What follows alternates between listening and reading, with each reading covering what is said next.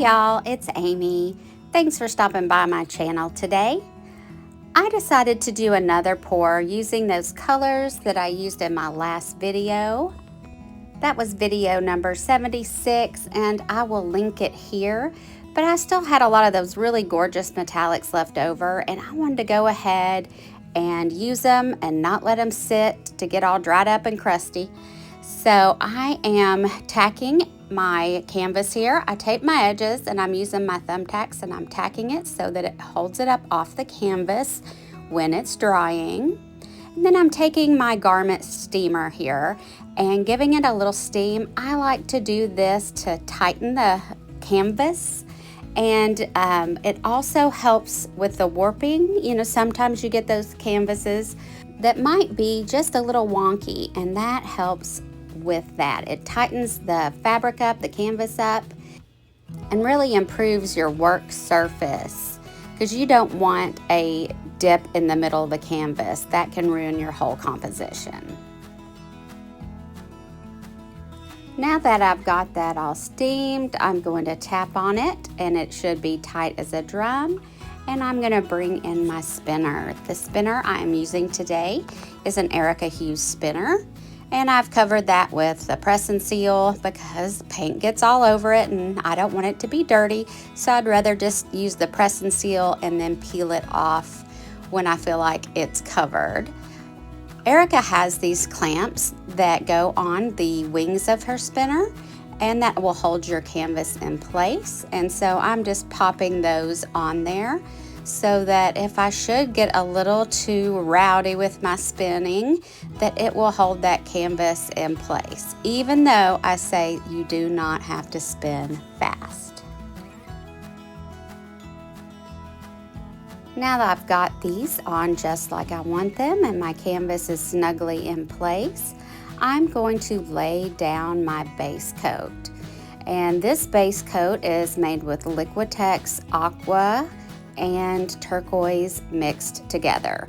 So I think it's actually called Bright Aqua from Liquitex. I've used about 3/4 of that and about 1/4 of the Liquitex Turquoise to get really a bright turquoise. I just seem to like those colors together, and so that's what we're going with today. And I've mixed that 2 parts Floetrol, American Floetrol, 1 part paint, and water to thin. I like my base coat to be a little bit thinner. I like all the paint that I'm going to pour on it to glide nicely, and a thinner consistency I find works best for that. So I am just going to cover that canvas. I forgot to paint my edges of this one, but I will let you know everything turned out just fine. Usually I do like to cover the edges just in case I have any little show through, but today we're going to be okay.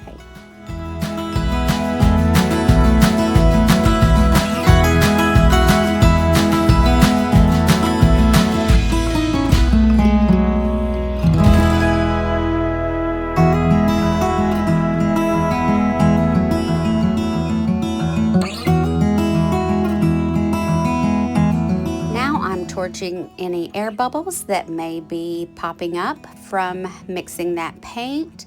I did mix it prior to pouring, so I do have quite a few bubbles, but I can just use my torch and take care of those.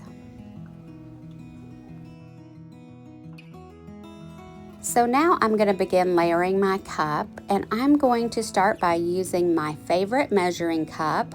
I really love these for these straight pours. I like that they have that long spout. And I'm going to go in and take some of that beautiful bright turquoise and put it in the bottom of the cup. This is that same that I just put on my canvas as the base. And I don't measure that, I just measure with my heart. And you can see about how much I've got there. So before I put my colors in, let me show you what we're using today. That was DecoArt Metallics in 24 karat gold. We've got the DecoArt Metallics in emerald and sapphire mixed together to make a teal. And then that is the DecoArt Metallics in sapphire.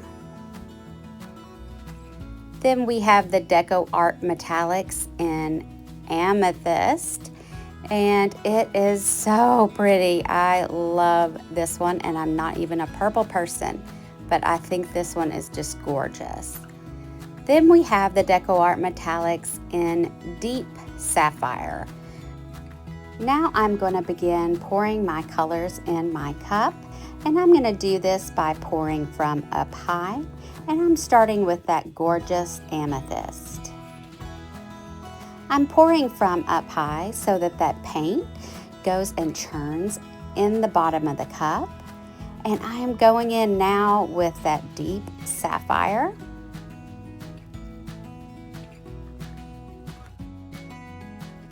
And now I'm going in with that Custom Teal. And then the Sapphire.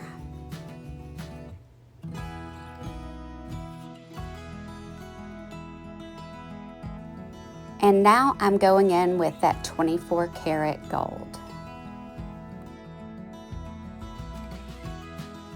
I've got all my colors in my cup.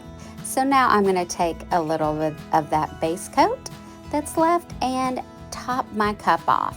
I'm just doing this a little bit on the top. You'll see I kind of just squiggle it on there, and that's so that all the paints have something to react with. And it just takes a small amount, and that should be plenty. I'm going to move my cup over and get my spinner back into place. And then we're going to get that torch and torch that base coat one more time before we get started. And because I mixed it right before I painted this, that's why it has so many air bubbles in it. And then I'm going to take my cup, and if you've watched me before, you know what I do. I take a deep breath.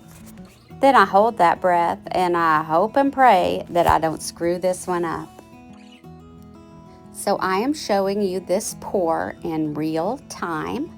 I've had several people ask why that I'm showing this pour in real time and that it is the longest pour ever.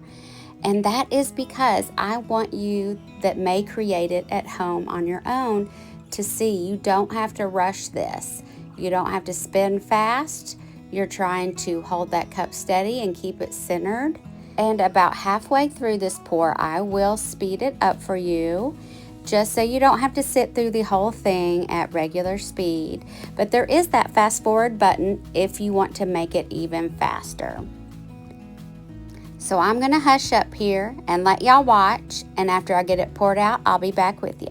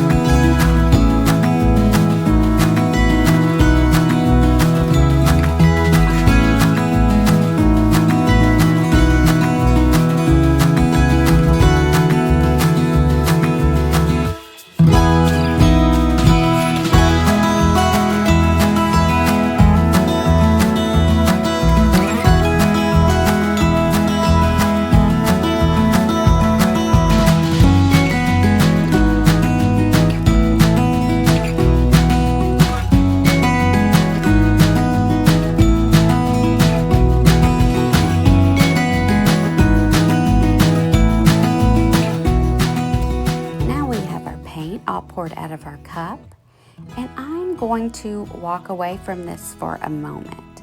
I'm going to let the paint start to develop. I'm going to tidy up a little bit, and what happens is the air bubbles that are in there will start coming up from the bottom, and it'll bring paint with it, and the different metallics will react with that base coat, and we'll start to get some cells and boulders. I'm also going to torch my air bubbles, and that will help things start developing.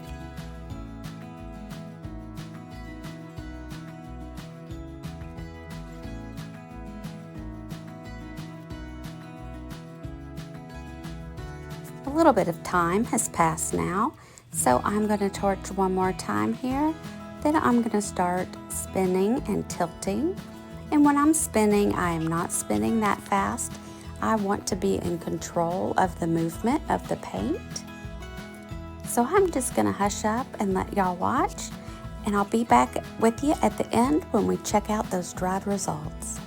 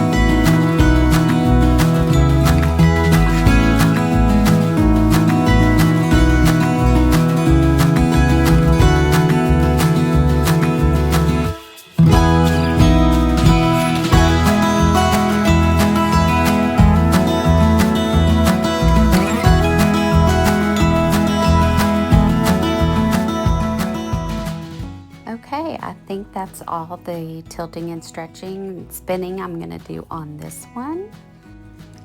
So here's a flyover of all these gorgeous colors. Look at the way the metallics are just shimmering. I love the amethyst, the way it's reacting with the other colors. Ooh, so pretty. We've got cells, we've got boulders. Wow, I just really love these paints from DecoArt. It looks so beautiful. I wish you guys could see it in person. It's just gorgeous.